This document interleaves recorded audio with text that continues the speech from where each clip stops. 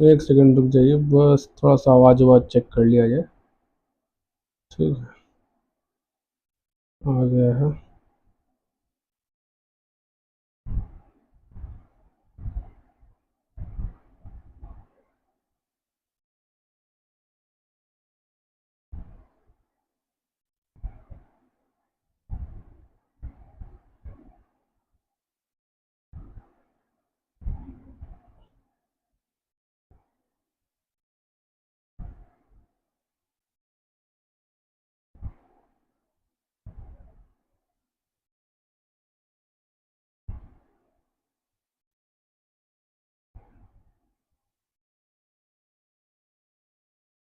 चलिए, ठीक। तो क्वेश्चन नंबर 25 तक अपना हो गया था। आज हम लोग का क्या है, क्वेश्चन नंबर 26। अभी जो क्वेश्चन नंबर 26 है, 27 है, 28 है, ये तीनों एक ही कॉन्सेप्ट के पीछे है। ठीक है, एक ही तरह का क्वेश्चन है, कोई डिफरेंस नहीं है। हल्का फुल्का ऊपर नीचे कुछ हो तो हो, इधर totally word to word question same है। अब जो क्वेश्चन नंबर 26 है वो आपसे क्या कहता है, कुछ नहीं। आपको उसने जो भी सिक्योरिटी दिया है, gold limited, silver limited, bronze limited, और ये क्या है, गवर्नमेंट ऑफ इंडिया का बॉन्ड, गवर्नमेंट ऑफ इंडिया का बॉन्ड। ठीक है, तो इसने आंसर सॉल्व करने के लिए दो अल्टरनेट सोल्यूशन दिया है आपको, लेकिन जो अल्टरनेटिव सोल्यूशन है उसका हम लोग इस्तेमाल नहीं करेंगे। ठीक है, क्योंकि वो कंफ्यूजिंग है। तो कंफ्यूज क्यों करना अपने ब्रेन को। हम गवर्नमेंट ऑफ इंडिया बॉन्ड से आरएफ निकाल सकते हैं। पूछिए यार कैसे। Simply, government of India bond क्या है सर, रिस्क फ्री सिक्योरिटी है। अगर रिस्क फ्री सिक्योरिटी है तो सर इसका रिटर्न अगर निकाल ले तो आरएफ नहीं निकल जाएगा। सर रिटर्न का फॉर्मूला था ही क्या, कितना वर्क का रिटर्न का कोई फॉर्मूला नहीं होता। रिटर्न का कोई फॉर्मूला नहीं होता। Earn by invest, earn by invest, what you have earn, what you have invest, that is the formula of return. तो इस क्वेश्चन को ध्यान से देखें तो सर में कॉस्ट दिया गया है, मतलब क्या हमने इन्वेस्ट किया वो दिया गया है। सर हमने अर्न क्या किया, तो ये 10,000 9,800 हो गया। इसका मतलब सर 200 रुपये का तो लॉस हुआ, लेकिन 1,725 का डिविडेंड मिला है। तो what we have earn, we have earn 1,525। What we have invest 10,000। What is the return, it's quite simple. ठीक है, तो ये हम रिटर्न निकाल लेते हैं सर, कोई दिक्कत नहीं है। और वो बोला सीएपीएम के हिसाब से रिटर्न निकालो, क्या बोला, सीएपीएम के हिसाब से रिटर्न निकालो। अब सीएपीएम के हिसाब से रिटर्न निकालने का फॉर्मूला तो अलग है सर। ये तो वो बेसिक फॉर्मूला है अर्न बाय इन्वेस्ट, जो हम उसे यूज करते हैं एक्चुअल रिटर्न निकालने के लिए। हमने क्या लगाया, हमने क्या कमाया। लेकिन सीएपीएम तो कुछ और कहता है ना सर, सीएपीएम तो एक्सपेक्टेड रिटर्न का बात करता है। वो कहता है ये तो हमने कमाया पर हमें कमाना क्या चाहिए था, वो सीएपीएम कहता है। और वो क्या कहता है, expected return of security x मान लेते हैं।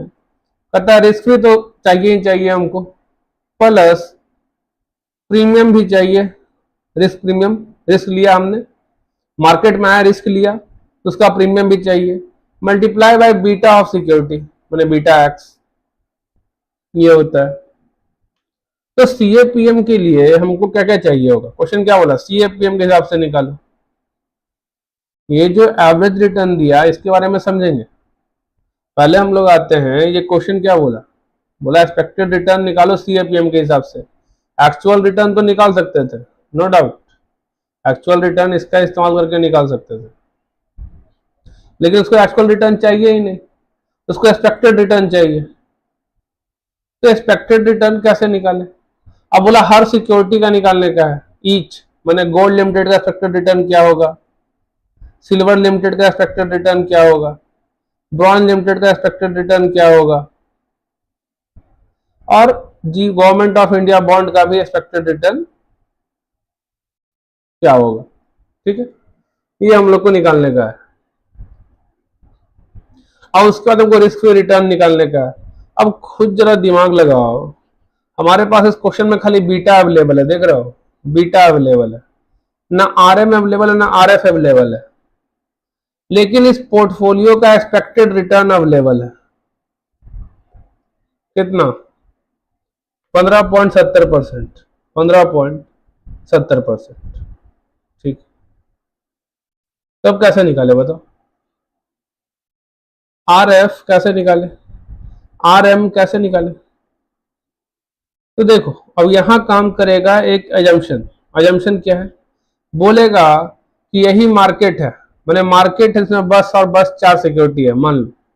अगर यही मार्केट है तो इस मार्केट का अगर एक्चुअल रिटर्न निकाल ले तो क्या आरएम नहीं निकल जाएगा? इस मार्केट का अगर हम एक्चुअल रिटर्न निकाल ले तो क्या हमको आरएम नहीं मिल जाएगा? तो इस मार्केट का एक्चुअल रिटर्न कैसे निकलेगा?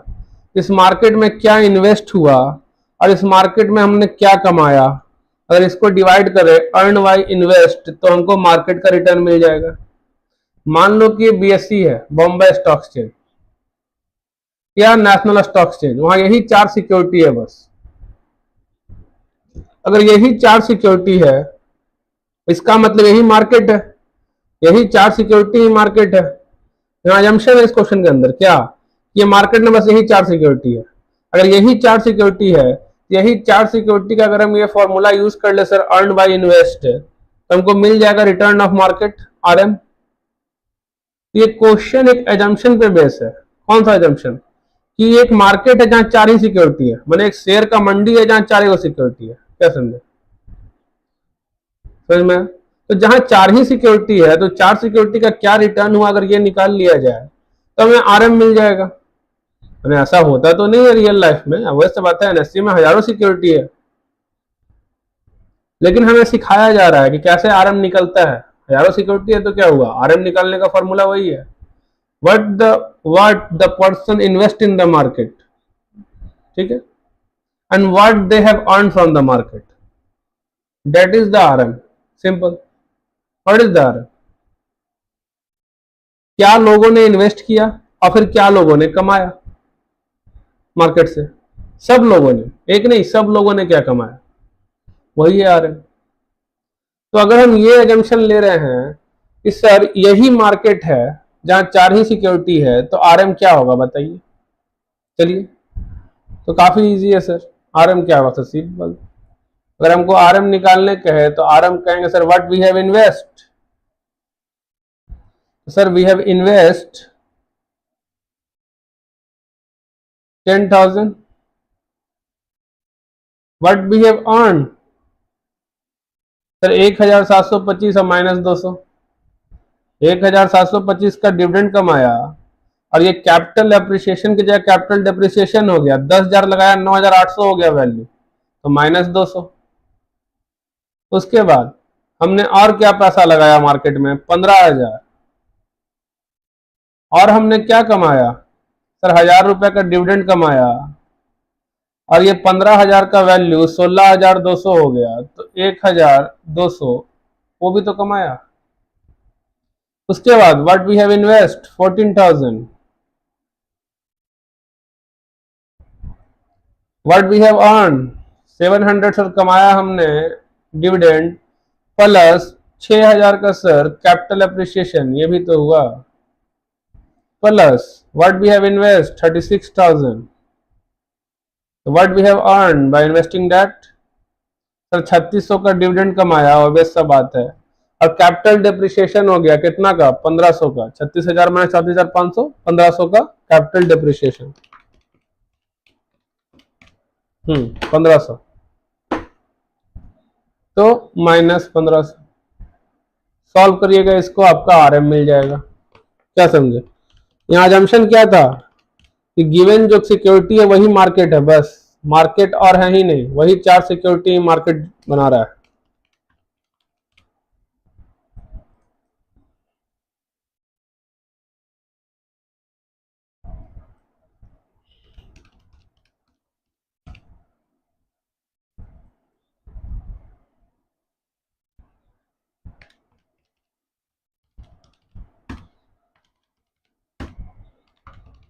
कितना हो गया 75,000, तो आरएम कितना होगा? हम्म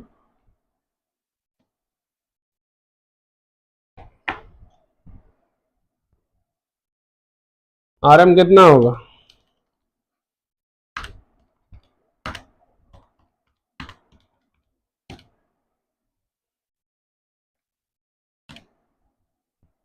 जीरो पॉइंट 167 और वी कैन से डेट 16.70%।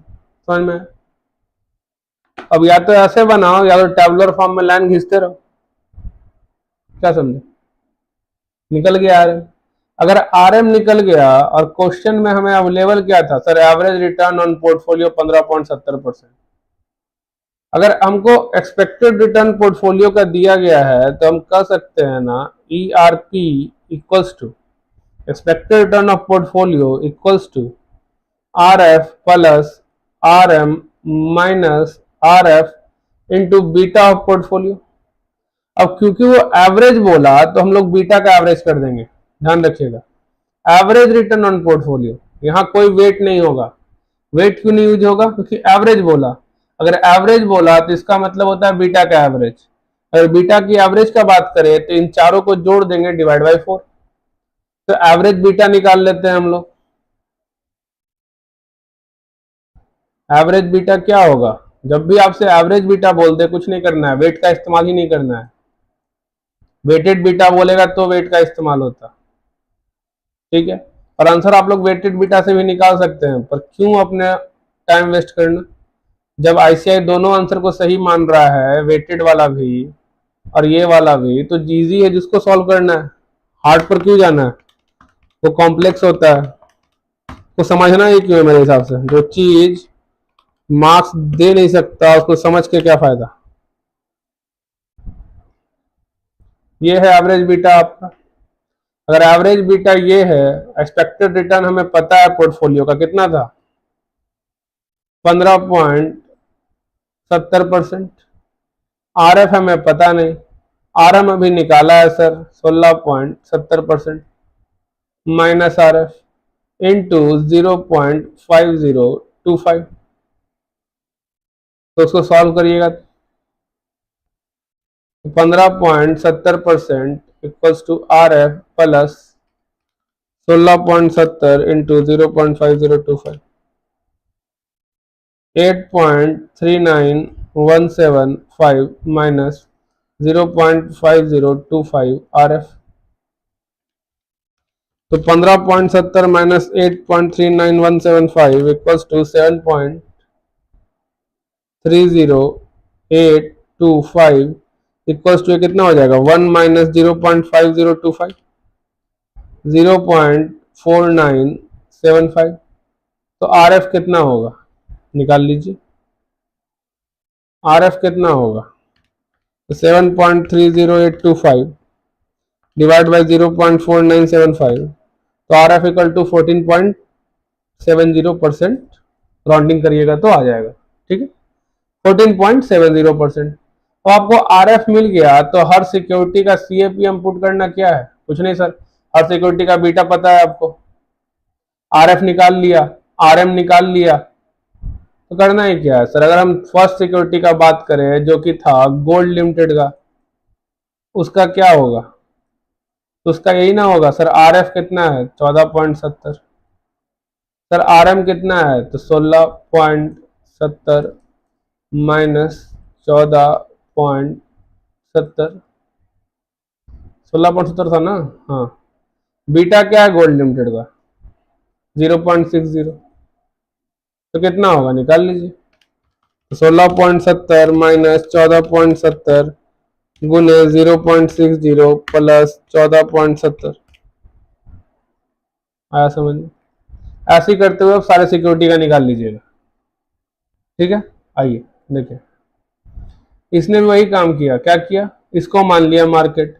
अब वो ऐसे टैबुलर फॉर्म में बनाता है, आप भी बना सकते हैं, कोई दिक्कत नहीं। कॉस्ट ये, डिविडेंड ये, कैपिटल गेन ये, तो डिविडेंड टोटल ये हुआ और आपका कैपिटल गेन टोटल ये हुआ, तो dividend plus capital appreciation what we have earn, what we have invest 75,000, तो 16.70। अब उसने RF के लिए अपना यूज किया इसको, जिसमें उसने 0.50 ले लिया, ठीक है। हमने 0.5025 ले रखा था, शायद 0.5025 ले रखा था। थोड़ा बहुत ऊपर नीचे तो आएगा ही, राउंडिंग नहीं करेंगे तो राउंडिंग किया, रिस्क फ्री 14.70 आया। अब इस लाइन को भूल जाइए। उसके बाद हर सिक्योरिटी का निकालना था तो अपना पुट करता गया और बीटा हर सिक्योरिटी का पुट करके निकालता गया। इतना इजी है ये क्वेश्चन, समझ गए? कुछ नहीं करना था। इसका अल्टरनेटिव सॉल्यूशन कंफ्यूजिंग है, कंफ्यूज हो गए। समझाने का समझा दूं, पर क्या फायदा कंफ्यूज होकर के? क्यों कंफ्यूज होना? उसमें उसे जीओ आई बॉन्ड को आरएफ मान के उससे आरएफ निकालेगा। समझ में आया? यहाँ पे पोर्टफोलियो बीटा के लिए वो यूज करेगा क्या, मार्केट प्राइस क्या बचा 9800, बीटा क्या है 0.60, मल्टीप्लाई करेगा, सम करेगा, divide by what we have now 80,500, उससे बीटा निकालेगा। तो उसके बाद कहेगा अब आरएम निकाल लो इसको पुट करके। 15.70 इक्वल टू 5.83 आरएफ निकाल लिया था, 0.387 आरएम माइनस 5.83, इससे आपको आरएम मिल जाएगा। पर क्यों ऐसा करें हम लोग? जब वो क्लियरली मेंशन किया एवरेज रिटर्न, जब भी एवरेज रिटर्न बोल दे तो समझ जाने का बीटा का एवरेज कर देना है, बीटा का एवरेज कर देना, सिंपल पड़ता है सॉल्व करना। तो अल्टरनेटिव में नहीं जाने का, अल्टरनेटिव कंफ्यूजिंग है, अल्टरनेटिव कंफ्यूजिंग है, ठीक है, कोई दिक्कत? अब जो क्वेश्चन नंबर 27 है, सेम क्वेश्चन है, सेम क्वेश्चन है, 27 नंबर क्वेश्चन सेम क्वेश्चन है, कुछ नहीं, बस बीटा इधर लिख दिया, पहले बीटा इधर लिख लेता, बस सेम क्वेश्चन है, बीटा इधर लिख दो, हो गया, सब कुछ सेम हो जाएगा। आया समझ में? वही चीज निकालने का था, बस यहाँ फर्क ये था कि एवरेज रिटर्न बाद में निकालने का था, आरएफ दिया हुआ था। अगर आरएफ दिया तो और इजी हो गया। अगर आरएफ दिया हुआ तो करना है क्या सर, आरएम निकालना था। अगर आरएम निकालना है सर तो यहाँ 25 रुपए कैपिटल अप्रिसिएशन हुआ, 25 से 50, यहाँ पे 35 से 60 हो गया, 60 माइनस 35, यहाँ भी 25 रुपए कैपिटल अप्रिसिएशन हुआ।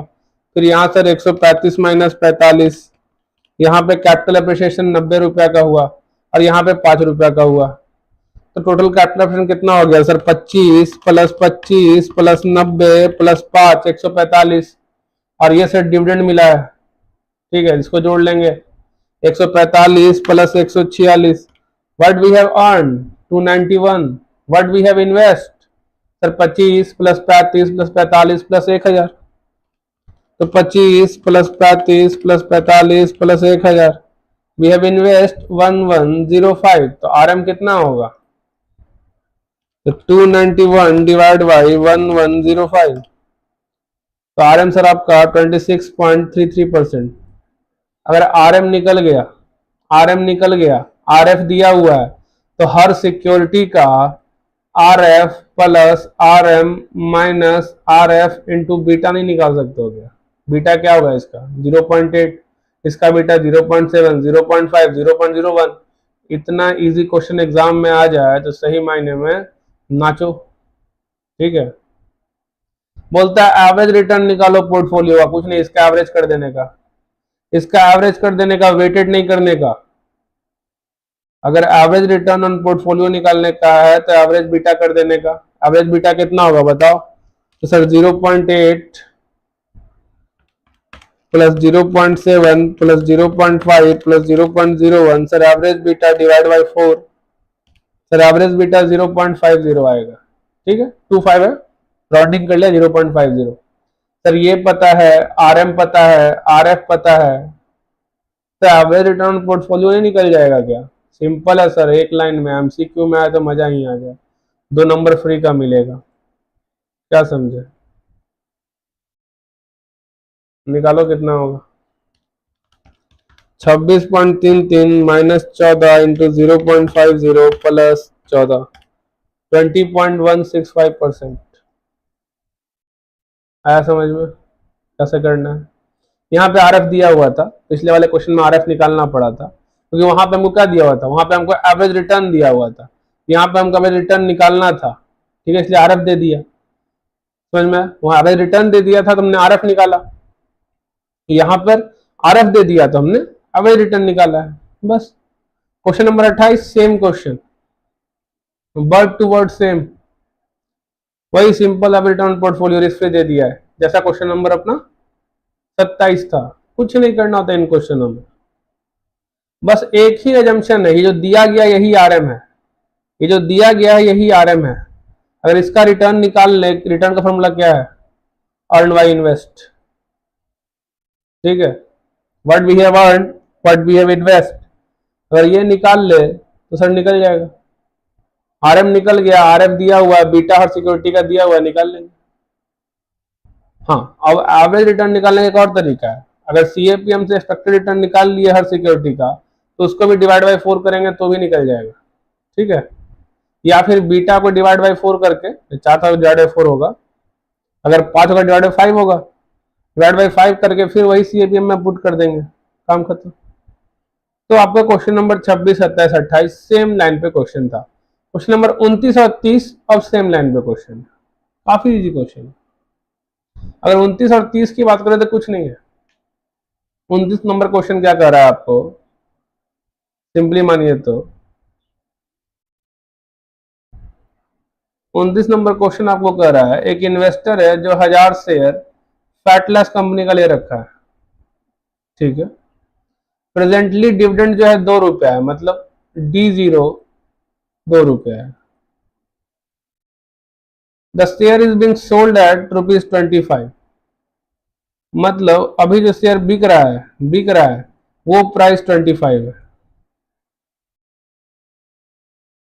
ठीक, several factor are likely to be change, लेकिन फैक्टर सब चेंज होगा, दिया गया है। ठीक, अब जब भी कोई शेयर का प्राइस दिया होता है तो हम लोग समझ जाते हैं, सिंपली क्या समझ जाते हैं, ये समझ जाते हैं कि वो P0 निकालने कहेगा और इससे कंपेयर करने कहेगा। हमको P0 निकालने कहेगा और कंपेयर करने कहेगा। और P0 का फॉर्मूला क्या था, मैंने कहा था अगर कोई चीज परपेचुअली ग्रो कर रहा है, मैंने कांस्टेंट रेट से ग्रो कर रहा है, तो उसका फॉर्मूला है ये, मैथमेटिकल फॉर्मूला है, कोई P0 का फॉर्मूला नहीं है। ये मैथ्स का फॉर्मूला है कि अगर कोई भी चीज कांस्टेंट रेट से ग्रो करेगा तो उसको निकालने का फॉर्मूला है D0 1 प्लस जी के माइनस जी, या फिर इसी को हम कहते हैं D0 1 प्लस जी को D1, मतलब डिविडेंड जो अगले साल पे होगा ग्रोथ के साथ, के माइनस जी। अब इस केस में देखिएगा तो आपको G दिया गया है, D दिया गया है, तो D1 तो निकल ही जाएगा, लेकिन के नहीं दिया गया है। तो के के लिए क्या दिया गया है सर, के के लिए CAPM का फॉर्मूला दिया गया है। जैसे ही आपको रिस्क फ्री और मार्केट रिस्क प्रीमियम दे दिया, ये मार्केट रिस्क प्रीमियम में ध्यान रखिएगा, ये RM माइनस RF है, ये RM नहीं है, मार्केट रिस्क प्रीमियम बताया था ना, RM minus RF is the market risk premium. मतलब हम मार्केट में आए तो कुछ तो प्रीमियम चाहिए होगा ना, वो है, मतलब RM कितना होगा, RM 18% होगा, RM 18% होगा। ये एग्जिस्टिंग सिचुएशन है, तो इसके बेसिस हम लोग P0 निकालेंगे। फिर रिवाइज सिचुएशन में हमको फिर G दिया हुआ था, फिर इसका यूज करके हम लोग फिर वही निकालेंगे, के पुट करके P0, और फिर कंपेयर किससे करेंगे, एक्चुअल प्राइस 25 से। अब प्राइस कंपेयर में क्या बताया था आपको, अगर आपको लगता है, मान लीजिए कोई मार्केट में गए सब फल खरीदने के लिए और आपको तरबूज पसंद आया, ठीक है, तरबूज का मौसम भी है, अब आपको लगता है उस तरबूज का कीमत 20 रुपया होना चाहिए और दुकानदार 25 में बेच रहा है, क्या खरीदिएगा, नहीं खरीदिएगा ना। तो वही सिंपल चीज शेयर के साथ है, आप गए शेयर खरीदने के लिए, आपको लगता है उस शेयर की कीमत 20 रुपया होना चाहिए पर मार्केट में 25 रुपया बोल रहा है, क्या खरीदिएगा, नहीं खरीदेंगे सर। वही आप सोचिए फिर तरबूज खरीदने गए, आपको लगता है कीमत 20 रुपया होना चाहिए लेकिन तरबूज 15 में बिक रहा है, अब क्या करिएगा, एक नहीं दो खरीद लीजिएगा। वैसे शेयर मार्केट में होगा, आप गए शेयर खरीदने के लिए, आपको लगता है शेयर की कीमत 20 रुपया है लेकिन वो 15 में बिक रहा है, तब क्या करिएगा, तब खरीद लीजिएगा। आया समझ में। तो कभी भी जब सवाल ऐसा है, सिंपल सोच लीजिए, शेयर मार्केट कुछ नहीं है, मंडी है, काची का मंडी, शेयर का मंडी, बताया था ना, शेयर मार्केट क्या है, शेयर का मंडी। चश्मा भी ना, समझे। तो इसको चलिए सॉल्व करते हैं, सबसे पहले एग्जिस्टिंग सिचुएशन को देखते हैं। ठीक है, अब आप कहिएगा सर आपका पढ़ाने का तरीका थोड़ा अलग है, ऑब्वियस सा बात है, मैं ज्यादा सॉल्व करने पे यकीन नहीं करता, मैं चाहता हूं आप सॉल्व करो, जितना ज्यादा आप सॉल्व करोगे उतना कॉन्सेप्ट आपका क्लियर होगा। मैं चाहूं तो हर क्वेश्चन का 50 तरीके से सॉल्व किया जा सकता है, 50 क्वेश्चन सॉल्व किया जा सकता है, लेकिन क्या इससे आपको फायदा हो जाएगा, आपका कॉन्सेप्ट क्लियर हो जाएगा, तो तो मुझे मंजूर है, लेकिन आपका कॉन्सेप्ट उससे क्लियर नहीं होगा, इसलिए बस कॉन्सेप्ट को समझिए और क्वेश्चन खुद से सॉल्व करिए, अपना कहानी बनाइए, बहुत अच्छा बात है। मेरा कहानी सुनने में अच्छा लगे तो मेरा कहानी ही सुनते रहिए, मेरे कहानी पे मतलब याद रखिए कॉन्सेप्ट को, ठीक है। तो एग्जिस्टिंग सिचुएशन में अगर के ई निकालने का बात करें तो सी ए पी एम का यूज करेंगे, और सी ए पी एम क्या कहा था, R F plus R M minus R F into beta of security. R F sir question में दिया गया एग्जिस्टिंग में कितना 12%, और हमको R M minus R F दिया गया है 6%, अब बीटा दिया गया है 1.4, तो मेरा के ई कितना होगा, तो 6 इंटू 1.4 इक्वल्स टू 8.4, तो 12% प्लस 8.4 20.40%। अब अगर ये मिल गया तो हमें निकालना है P zero, price of the share, तो हम लिखेंगे डी जीरो 1 प्लस जी के ई माइनस जी। अब डी जीरो कितना है, डिविडेंड हमने आज क्या पे किया है, 2 रुपया किया ना, 2 रुपया पे, तो 2 रुपया 1 प्लस जी कितना है 5% के ई माइनस जी। अब सबको नंबर में कन्वर्ट कर लीजिएगा, ध्यान रखिएगा नंबर में कन्वर्ट कर लीजिएगा, नहीं तो गलती हो जाएगा। तो 2 into 1.05 equal to 2.10 divide by 0.204 0.2004 sorry 2004 minus 0.05 equal to 0.1504। तो पी जीरो कितना होता है 2.10 डिवाइड बाई 0.1504, तो 13 रुपया 96 पैसा। आप खुद बताइए, आपको लग रहा है कि जो शेयर है फैटलस का वो 13 रुपया 96 पैसा में मिलना चाहिए, और वो बोल रहा है कि 25 रुपया में बेचेंगे, खरीदिएगा कभी, खरीदिएगा कभी, नहीं ना खरीदिएगा, क्यों नहीं खरीदिएगा, क्योंकि शेयर क्या है ओवर प्राइस, इसी को ओवर प्राइस कहता है। यही रिटर्न के केस में उल्टा होता है, बताया था ना, अगर रिटर्न का केस होता मैं 13.96% बोलता 25% बोलता क्या तुरंत खरीद लेते, क्यों, क्योंकि उस केस में हम अंडर प्राइस होते हैं, क्योंकि मेरा एक्सपेक्टेशन क्या था 13% कमाने का, पर कमा क्या रहे थे हम लोग 25%। परसेंटेज के केस में उल्टा सोचना है, ध्यान रखिएगा। अगर ये क्वेश्चन परसेंटेज निकालने का होता तो परसेंटेज के केस में उल्टा सोचते हैं हम लोग, तो मुझे लग रहा है 13.96% कमाना है, लेकिन 25% कमा रहे हैं, तुरंत खरीद लेंगे, समझ में आया। लेकिन प्राइस के केस में कैसे सोचते हैं, उल्टा सोचते हैं, सर 13.96 रुपया कीमत हमको लग रहा है, 25 रुपया में बेच रहा है, खरीदेंगे कभी, नहीं खरीदेंगे, अगर कुत्ता काटा खरीदेंगे। चलो अब रिवाइज वाले में आओ। अगर रिवाइज सिचुएशन की बात करें तो वहां पे अगर निकाले सर तो के ई कितना होगा, तो सर 10% 4 इंटू 1.25, ऑब्वियस सा बात है। तो के ई रिवाइज सिचुएशन में कितना आएगा, ये R M minus R F है 4% इंटू 1.25,